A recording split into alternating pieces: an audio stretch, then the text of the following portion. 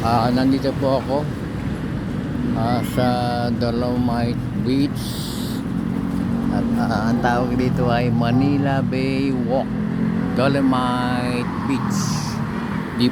Dito po yan sa Ross Boulevard, Malate, Manila. Ito, maraming papasok yata ito. Ayan o, ang dami o, kapila o, mga estudyante o.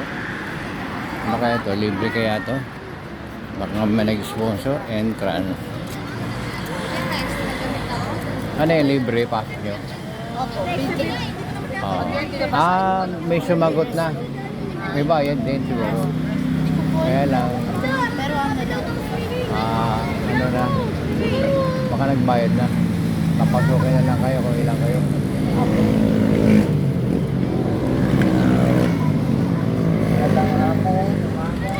Bawal pa kayo sa loob, ha?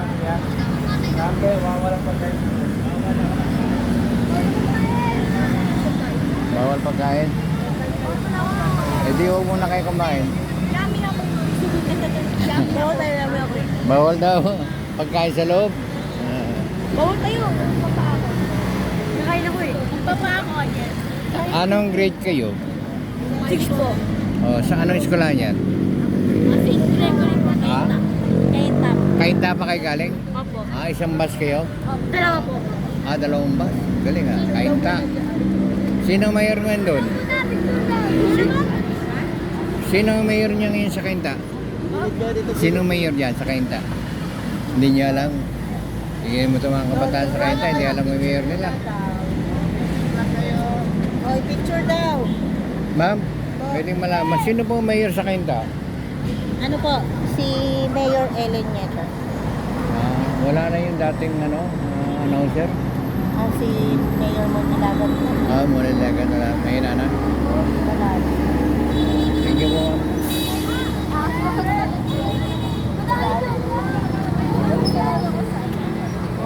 Field trip.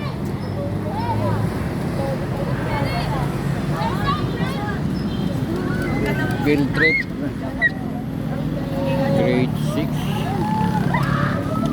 Tignan mo din ang layo yung Dolomite Beach. From Kainta pa to. Talagang gusto nila malaman kung anong meron dito. Kasi samantalang tabing dagat lang naman to. Diba?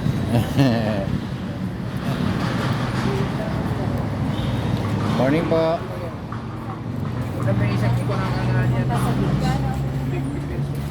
Maliligo. Gagawin natin.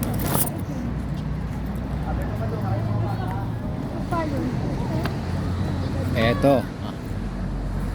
Umakyat kami. Ilang baitang yan? 1, 2, 3, 4. Ayan. Nasa taas kami. Kaya lang, bababa ulit kami. Ayan. And then, 1, 2, 3, 4. Pang-5 na to. Ayan parang butil ng bigas. Durog-durog na bato. Yan ang pinakabuhangin.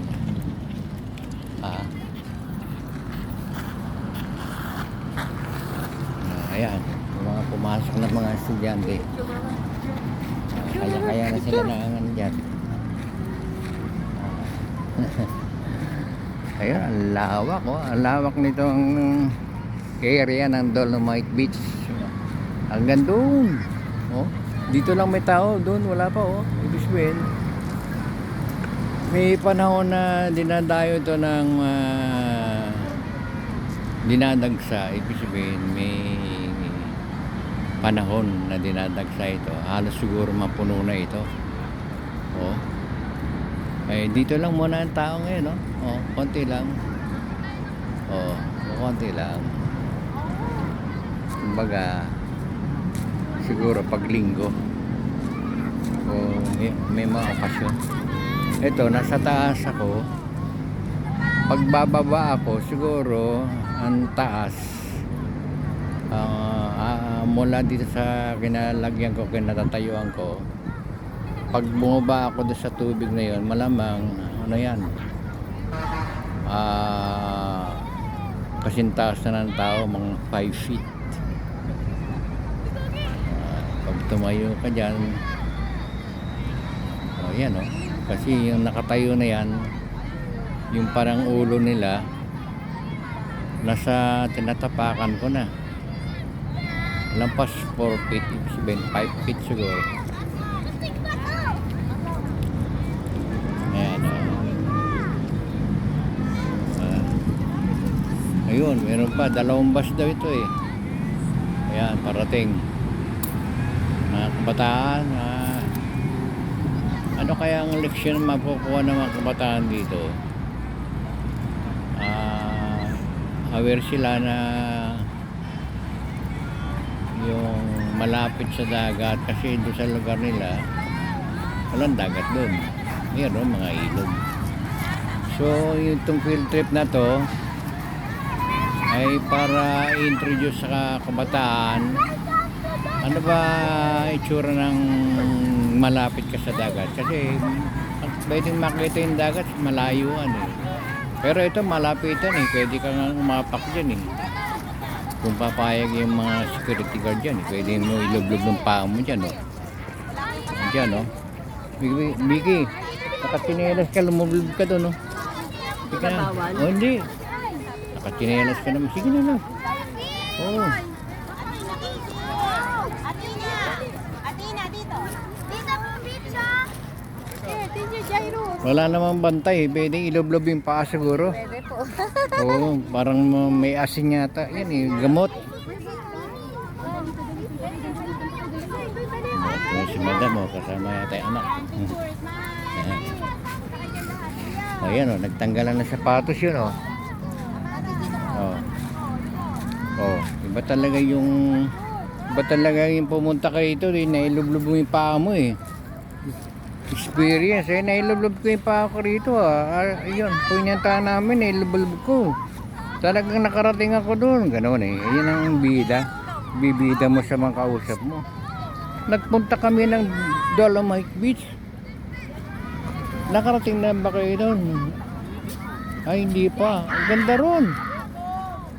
Ito souvenir ko umapak, naglublob na ako talagang tinanggal ko kayo sapatos ko talagang nilublob ko yung paa ko para ebidensya na nakatapak ako sa dagat gano'n yung mga bida nila sa mga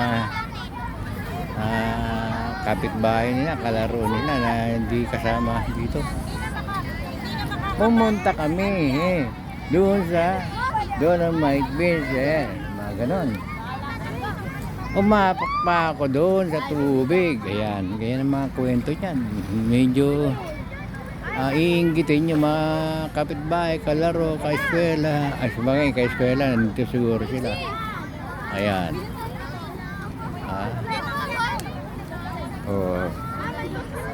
Pagbaba tayo ng konti, ayan yung itsura na parang bigas yung bato, malilit na bato, buhangin. Hindi buhangin kumbaga graba, diba yung paggagawa ng hollow blocks sa pinaghalong buhangin saka ay simento lang pala yun.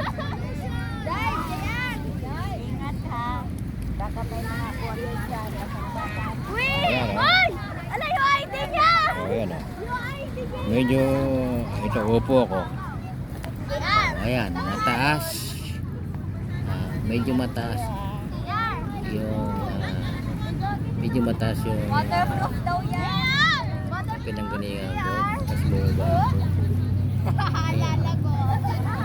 Ayan.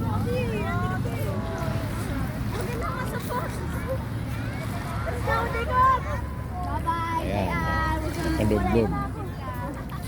Iba yata talaga pagka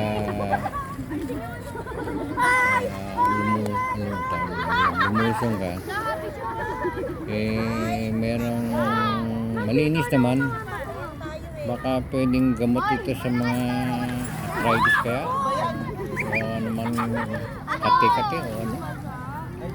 Meron kaya makakagaling kaya itong mga tubig na ito, malinis.